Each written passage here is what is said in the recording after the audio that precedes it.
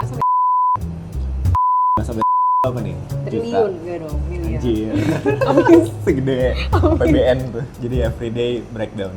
Everyday breakdown, tapi besoknya gue I get up lagi. Jadi sebenarnya miliarder juga tetap quarter life crisis. Iya. Kalau gue sendiri nggak suka, gue nggak bakal keluarin. Tapi jangan salah loh, gue pernah lihat review cowok ada yang pakai serum bulu mata gue di janggutnya. Hai Diva, welcome to the Dinner Project. Halo. Kita kenal dari udah berapa lama ya? Not even a year, nggak setahun sih, Not even baru a year. berapa Kayaknya bulan not even ya. a month juga. Kayak udah sebulan. Anyway, thank you udah datang ke Dinner Project. Gue sangat tertarik sama bisnis lo sebenarnya. Karena lo mulai dari something yang sangat niche ya. Iya kan? Kayak apa? Eyelash serum, Ya, lash brush ya. namanya. Eyelash serum, lash gloss. Boleh ceritain dong, lu punya berapa produk sekarang? Terus Sekarang gue punya 4 produk, 3-nya itu serum bulu mata. Jadi totalitas ya serum bulu matanya. lu punya 4 produk, 3-nya serum bulu mata. Betul. Kan gue nggak pakai, maksudnya mungkin gue bukan di market itu ya. Lu punya 3 serum bulu mata itu kayak, itu maksudnya apa? Satu buat blondie, satu buat hitam, satu buat brunette gitu. Enggak ya. Jadi sebenarnya lo lihat itu kayak sampo aja sih, kayak buat rambut.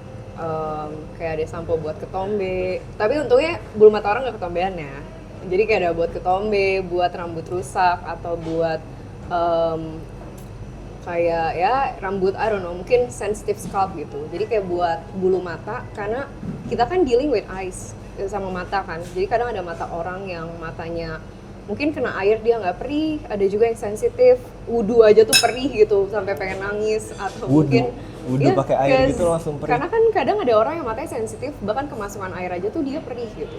Oh, oke. Ya tapi nggak ada orang yang wudu melek kan ya. Emang tapi secara apa namanya, si strukturnya bulu mata tuh beda sama rambut atau yang lainnya? Misalnya lu bisa nggak pakai serum rambut gitu ke bulu mata? Sebenarnya mungkin lebih karena konsentrasi produknya tuh bisa jadi lebih tinggi. Terus itu kan mata lo ya. Takut gak sih? Oh, Kayak pakai hair sensitif. tonic Jadi di kayak mata lo. sensitif banget ya?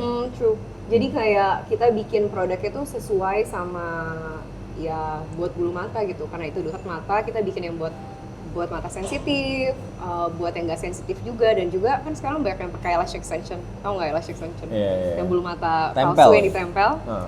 Nah, kita juga buat serum buat orang yang khusus pakai eyelash extension gitu. Karena kan demand-nya beda-beda, kayak buat lo yang nggak pakai extension sama yang pakai. Dan kita tuh punya satu produk buat 2 tahun. Jadi kita cuma jualan satu produk aja, satu SKU selama 2 tahun. Bentar. Lo mulai lash brush berarti dari tahun? 2000, gue lupa sih 2020 atau 2021. Pas lagi pandemi, COVID. Betul.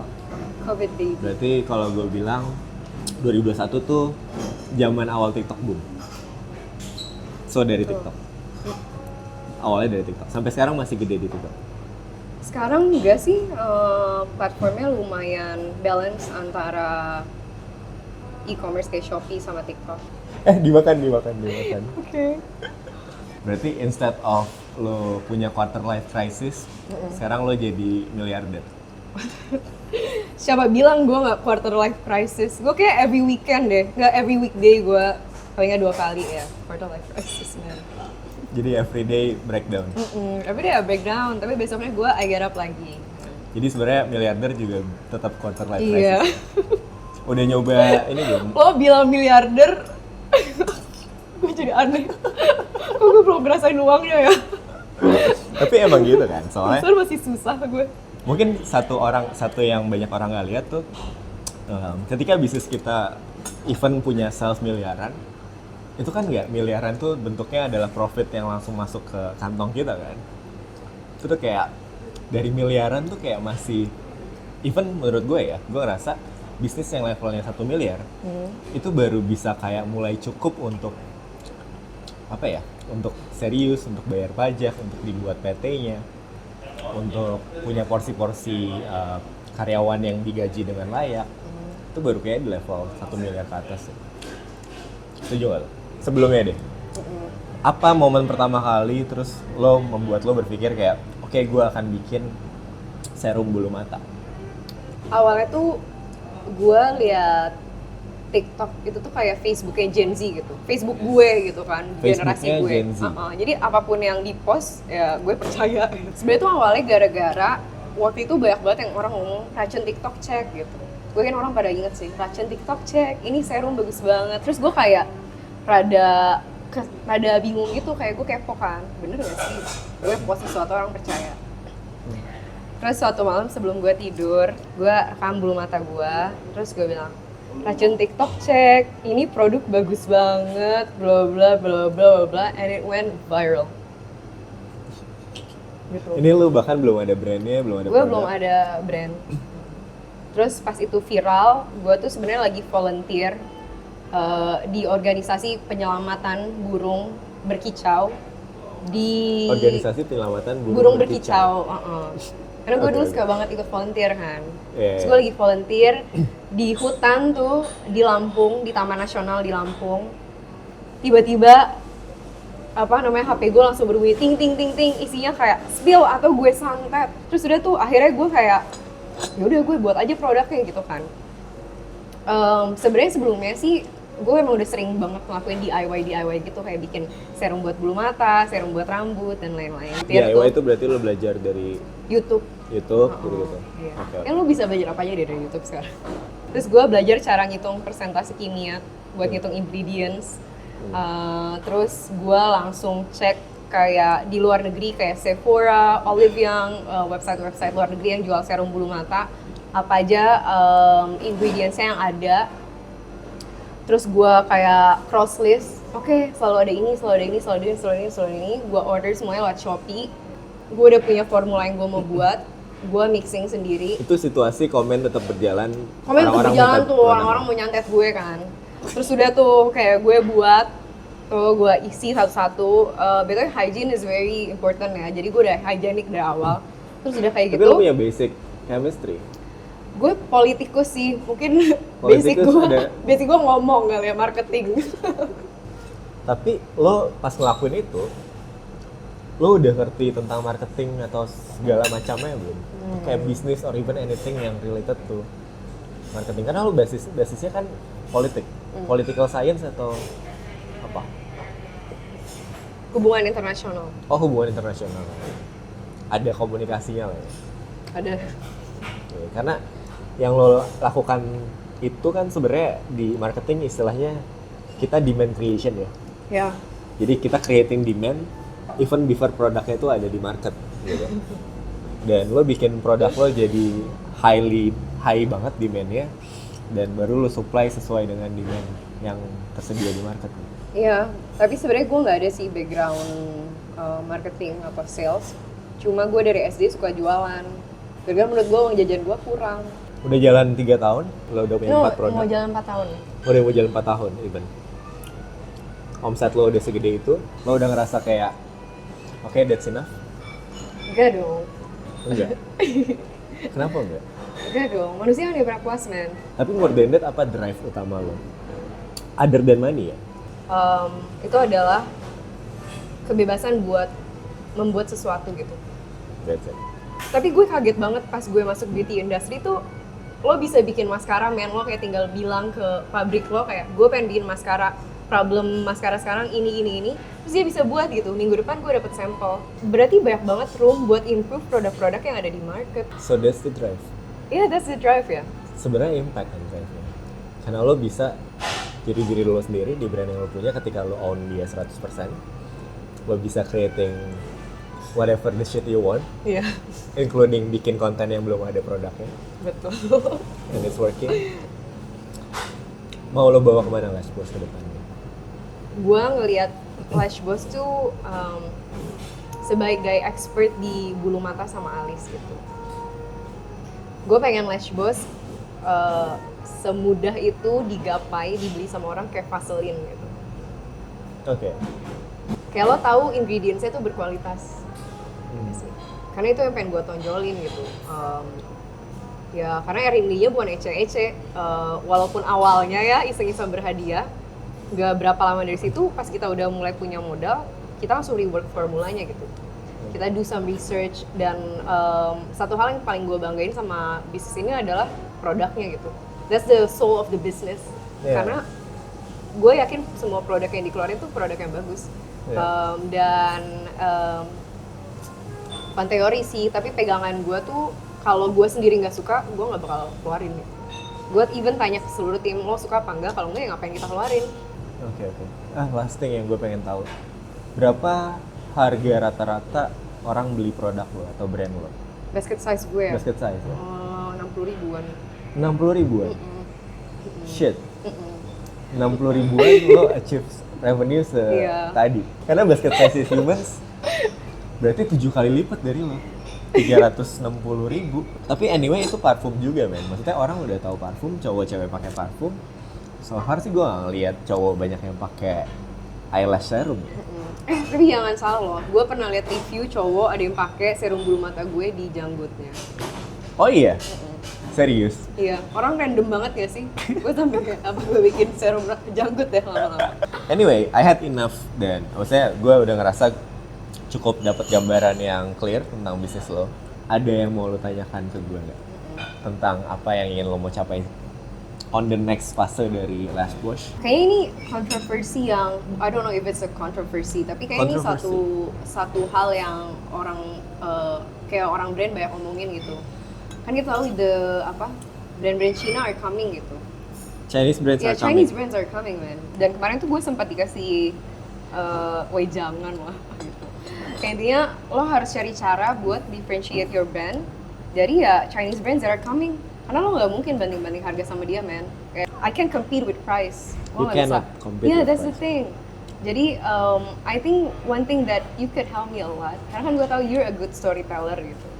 Dan itu menurut gue itu satu hal yang those Chinese brand tuh nggak bisa ambil dari humans. Oke.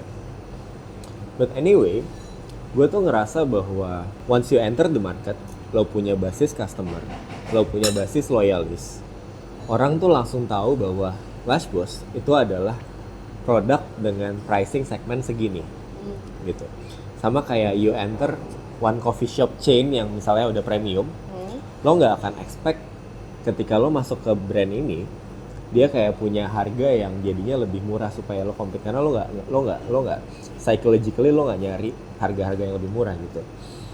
Jadi gue ngerasa bahwa mungkin kita ngeliat itu sebagai threat ya, ketika ada a lot of new Chinese brands datang dengan price point yang jauh lebih di bawah kita. Tapi gue sih ngeliat itu, lo juga bisa ngeliat itu sebagai satu opportunities. Opportunity-nya adalah these Chinese brands yang offer pricing jauh lebih murah, itu mereka educating a young market, a fresh market, atau even sebuah market yang sebelumnya even nggak mikir bahwa eyelash serum itu exist to begin with. Oh ya. So, stick to your positioning itu penting. Dan jangan salah satu kesalahan yang banyak brand lakukan. Gue ada previous company gue pernah kerja di sana. Dia ngelihat brand dia kalah saing dari sisi pricing point, bergejolak demand-nya segala macam, and then dia decide buat compete dari sisi pricing. Nah, kayak yang lo bilang tadi, I think it's a wrong move. Yeah, I think so. Karena ketika lo bisa bertahan di positioning lo, justru this new markets yang masih fresh will one day ngerasa bahwa gue kayaknya udah mulai harus upgrade, gue punya eyelash serum, they will come to you. As long as the position yang lo punya tetap kuat gitu. So maintaining the branding is one thing. Jadi jangan terlalu panik sama the disruptions and everything. It terasa banget shakingnya memang. Tapi gue rasa di satu sisi ketika lo bisa bertahan di situ, they will come to you anyway one way or another. Okay. So storytelling works di sana. Kenapa? Karena storytelling membuat orang memahami brand lo tuh ada di posisi apa kan. Storytelling has to be delivered dengan cara yang banyak gitu kan. Menurut gue even lo bisa bilang strategi marketing via meme, apa sih bacanya meme. Gue sih bilang meme sih, yeah, tapi meme, sepertinya. Itu pun bisa jadi storytelling yang dipahami sama orang gitu. Menurut gue saat ini, yang harus lo punya saat ini to fight the disruptions itu adalah membuat brand lo ngerut lebih dalam lagi, berakar lebih dalam lagi di positioning yang lo punya saat ini. Jadi retelling dan telling the stories about your positioning, terutama ke orang-orang yang baru fresh nih, yang tadi yang baru mulai nyobain eyelash serum yang murah-murah, terus kemudian lo pengen bawain levelnya. Jadi edukasinya bukan edukasi tentang, lo justru kebantu karena edukasi lo bukan edukasi tentang eyelash serum itu penting, tapi kenapa eyelash serum yang ada di Lash Boss dengan quality yang lo offer itu jadinya lebih. Iya bener. Yeah. Well, that really makes sense. Karena kayak kalau gue liatnya kayak gitu, gue akan lebih excited sih. Yeah. Jadi gue nggak perlu quarter life crisis tiap hari Tiap Rabu. weekdays. Oh ada Rabu ya? Anything else? Menurut lo tuh EBITDA matters nggak sih? Profitability matters a lot. Bisnis yang punya mindset bakar dulu di awal and then profit comes later, itu nggak banyak success story-nya. Even the big startups now kan sekarang semuanya struggle gitu. Dan gue suka banget kenapa gue ngundang lo, karena you are a bootstrapper like me. Ya kan? Lo bootstrap. Ingat gak gue waktu itu bilang gue mau bootstrap sampai mati. Gue mau bootstrap sampai mati. Cheers. Bootstrap sampai mati. Tapi menurut gue bootstrap bisnis tuh sangat baik untuk mental health. Benar. Karena you're your own boss. Ya walaupun lawan lo adalah diri lo sendiri. Tapi ya paling nggak ada investor yang suatu yang telling you what to do, what to. Iya benar. Make 10x gitu. Yeah. Make 10x, habisin ya duit gue gitu. Satu quality yang selalu gue lihat dari entrepreneur yang make it secara bootstrap sih, risk management skill mereka yang super ini sih. Karena kita takut. Yeah. Karena basically we bunch of cowards yang nggak mau risk. Gue nggak mau rugi, man. Nah, kalau tadi lo bilang EBITDA matters, of course it matters. Tapi menurut gue yang lebih matters itu adalah target. Menurut gue matters the most. Di humans, gue ngerasa target tuh sesakral itu. Jadi ketika 1 minggu, 2 minggu, bulan terakhir itu kita masih belum jauh dari target kita, itu bisa-bisa tim gue dan gue juga itu nggak tidur untuk mikirin gimana caranya target tuh achieve gitu. Karena kalau misalnya lo nggak punya target, targetnya banyak ya. Target kan ada 3 ya. Your target omset, target profit, dan target spending gitu. Jadi kalau misalnya lo punya nggak target dari sisi marketing budget? Marketing budget gue dari revenue ya, dia antara 10-15%. That's good, that's healthy. 10% di humans gue punya namanya rules of 10. Jadi rules of 10 itu namanya 10% marketing budget. Dan ini nggak boleh lebih, nggak boleh kurang juga. Karena kalau lebih berarti kita nggak efisien pakai budgetnya. Kalau kurang berarti kita bisa ada aja opportunity loss yang harusnya lo bisa dapetin lebih kalau dari budget yang lo spend tuh lebih banyak gitu kan. Di scale bisnis yang lo punya sekarang, gue ngerasa lo harus mulai bisa bedain mana yang eksperimen, mana yang scale. Jadi ada budget yang lo bisa pakai untuk eksperimental, ada budget yang emang lo believe bahwa ini sifatnya untuk nge-scale revenue aja. Misalkan proven marketing effort, kayak misalkan lo punya digital marketing yang udah emang setiap kali lo ngasih segini ROI-nya tuh balik 10-20x gitu. Ini lo bisa pakai buat scale aja. Tapi on the same time lo harus punya rasio budget yang lo pakai buat eksperimental. Sesuatu yang sifatnya kita masih belum bisa proof, dan sesuatu yang sifatnya return yang kita harapkan tuh bukan naiknya omset atau dapat profit dari sini, tapi just to make sure bahwa strateginya works atau enggak. Kayak A/B testing. Kayak A/B, just like A/B testing, tapi terus-terusan harus dilakukan. Contoh, misalkan kayak di humans ya.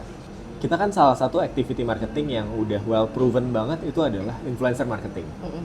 Dan even banyak brand tuh ngelakuin influencer marketing lah. Which kita punya rasio budget yang kita selalu pakai untuk influencer marketing. But satu hal yang kita sadar kan, Gary Vee pernah bilang marketing ruins everything. Ketika lo masuk ke satu activity marketing yang works, dan a lot of other brands will do the same, demand-nya jadi banyak, uang yang berputar di situ jadi banyak, dan harganya jadi lebih tinggi.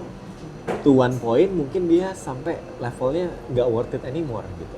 Oh, the influencer. Iya, let's say contohnya the influencers. The influencers landscape aja, misalkan kayak kita ngomongin 5 tahun lalu lah. people will promote your products for free kalau lo kasih produk mereka gratis di story atau di mana-mana. But then sekarang aja the way you see things adalah kalau lo punya followers 50 sampai 100 ribu, mungkin to make sad stories tentang produk lo mungkin it cost like 5 juta sampai 10 juta gitu. Even lebih deh kalau Even segitu. bisa lebih gitu kan. Gue mencoba membuka diri gue dengan another experimentals yang menarik gitu. Kayak contoh, story itu 10 juta untuk 3 story. Tapi lo tahu ketika kita punya budget 10 juta dan kita bikin dia jadi sampel-sampel kecil ukuran 2 mili. Oke. Lo tau gak itu kira-kira harga sampel tuh cuma 1.000 sampai 2.000 perak harga produksinya. Which means gue bisa bikin 10.000, 5.000 sampai 10.000 sampel dari 10 juta gitu. Dan berarti kan ini kan dua hal yang sama ya. Maksudnya dengan budget 10 juta, lo mau instastory 3 kali dari si influencer ini, atau lo bisa dapat sampel 10 kecil-kecil 10.000 pieces, lo bagiin ke seluruh BSD gitu. It's basically the same budget gitu. Dan tapi gue nggak tahu yang ini worth atau enggak, karena belum pernah dicoba sebelumnya. It could be worth lebih jauh impactful daripada ini atau enggak. Tapi poinnya adalah ketika lo bisa ngebedain antara eksperimen dan scale, lo akan selalu open minded terhadap sesuatu yang sifatnya not yet proven sebelumnya.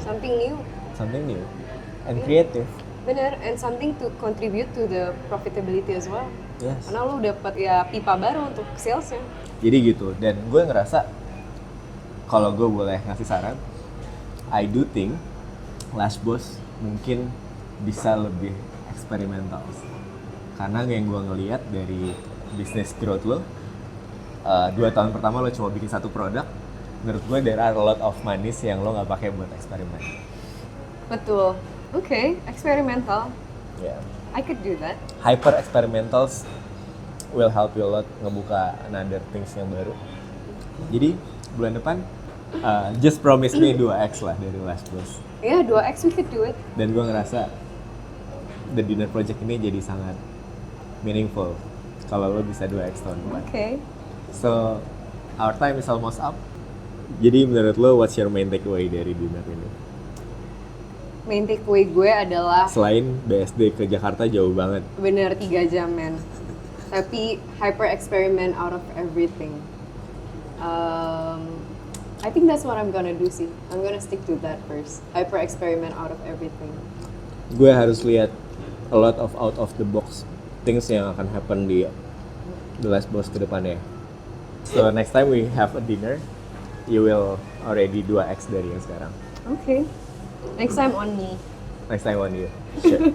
Thank you for coming to the Dinner Project, Diva. See you on the next dinner.